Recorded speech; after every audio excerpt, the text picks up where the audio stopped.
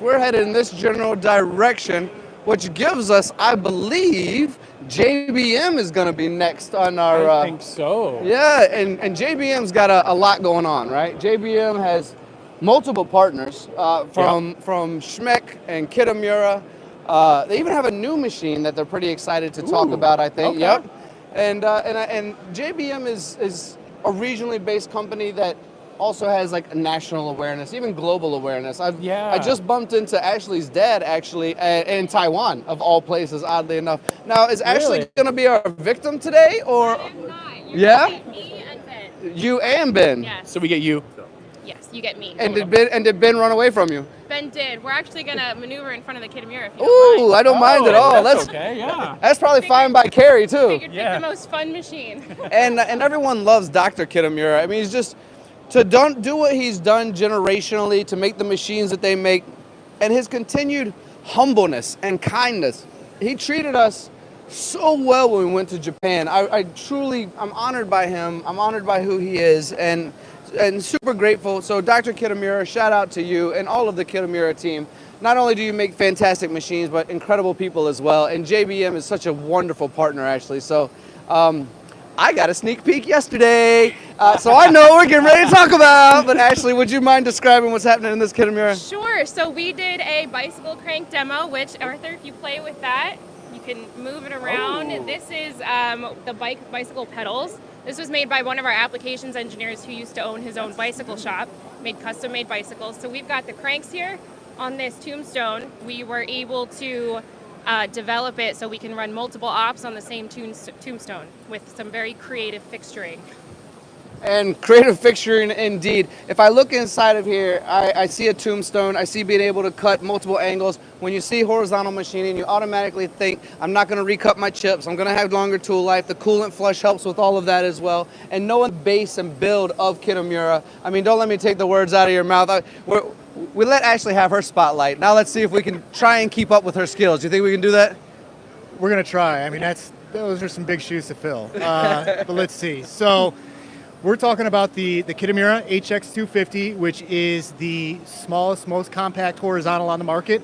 But don't let that fool you. It's got some junk in the trunk coming in at a little over 10,400 pounds, give or take. This machine is outfitted with a 30 taper spindle, standard with 15,000 RPM, or you can option it out to 30,000.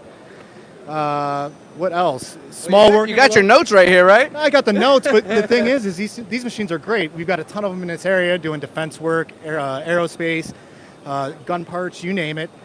Small work envelopes to a 10-inch pallet. You're going 12, and 13 as far as a work envelope, and you can completely outfit this thing in the field. You can expand it with 10 pallet station, pallet pool. You can extend the tool changer in the field. It's just a great compact machine that's, like I said, it's got some ass to it.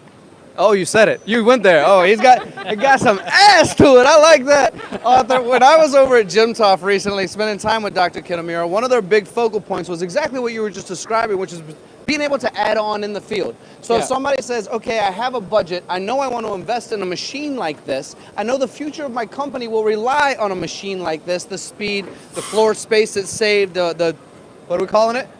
It's got the ass. He didn't want to do it again. It's got the ass to go along with it.